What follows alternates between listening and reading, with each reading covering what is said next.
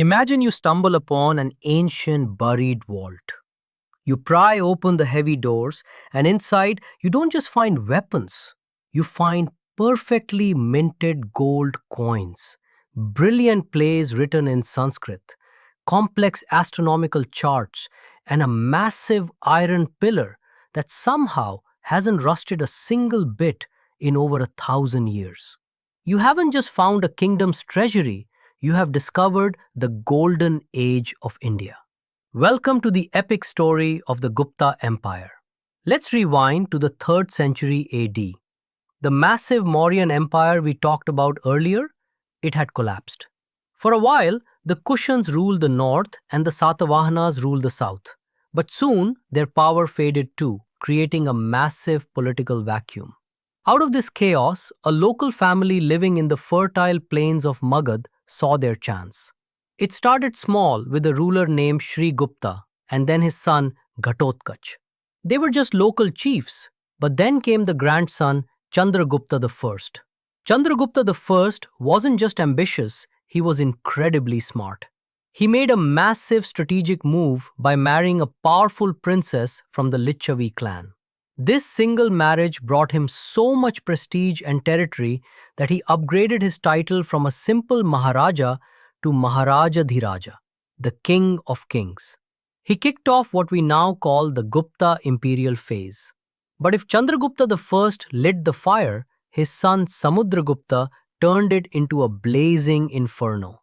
Historians literally call Samudragupta the Indian Napoleon. He was an unstoppable military genius who marched his armies across North India and deep into the south, forcing dozens of local rulers to bow down to him. When he was done conquering, he performed the legendary Ashwamedha, the horse sacrifice, to prove his absolute supremacy. But here is the crazy part about Samudragupta. He wasn't just a ruthless warlord. If you look at the gold coins from his era, you don't just see him holding a weapon, you see him sitting peacefully playing a stringed instrument called the veena. He was a poet king, a patron of the arts who supported Buddhist and Hindu scholars alike. Then came his son Chandragupta II, also known by his legendary title Vikramaditya. Under Vikramaditya, the Gupta Empire hit its absolute peak. He completely crushed foreign enemies like the Shakas in the west, took over vital trade routes, and made the city of Ujjain his second capital. His royal court was so brilliant that it was famous for having the Navaratnas, the 9 gems.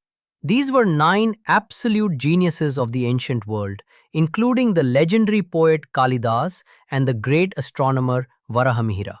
Now, how did this family actually pull this off? What was their secret sauce? First, location. They controlled the Gangetic Plains, the most fertile land in the country, which meant endless food. Second, they were sitting right next to central India's iron ore deposits, meaning they could pump out deadly military equipment. And third, trade. They controlled the overland and coastal routes, selling highly demanded Indian silk, textiles, and spices all the way to the Eastern Roman Empire.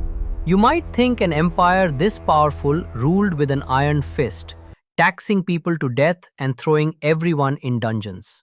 But actually, it was the exact opposite. We know this because of a Chinese traveler named Fa Hien who visited India during this time. He was completely amazed by how the Guptas ran things. Instead of micromanaging everything from the capital, the Guptas delegated power. They divided the empire into provinces governed by princes and districts run by local officials. Fa Hien wrote that the government was incredibly kind. People were free to move around, the roads were completely safe from robbers, crime was unbelievably low, and ordinary citizens were actually prospering. But in history, every golden age eventually fades.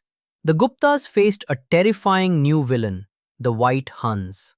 These were fierce, nomadic warriors invading from Central Asia. A brilliant Gupta ruler named Skandagupta fought them off and saved the empire. But the cost of this endless war was devastating. The royal treasury was completely drained. After Skandagupta died, the empire ran out of strong leaders. The military was exhausted, the money was gone, and trade routes were disrupted. Sensing weakness, the local governors, who used to be loyal to the Guptas, suddenly declared themselves independent kings. Regional powers, like the ambitious Maukhari dynasty, began to rise up and carve out their own territories. By the late 6th century, the mighty unified Gupta Empire had fractured back into dozens of smaller pieces. But they didn't just disappear. The Guptas left behind a legacy that is etched into the very DNA of India. From massive leaps in mathematics and astronomy to breathtaking Sanskrit literature to coins and pillars that tell the story of a time when art, science, and peace ruled the subcontinent. It wasn't just an empire, it was India's shining golden age.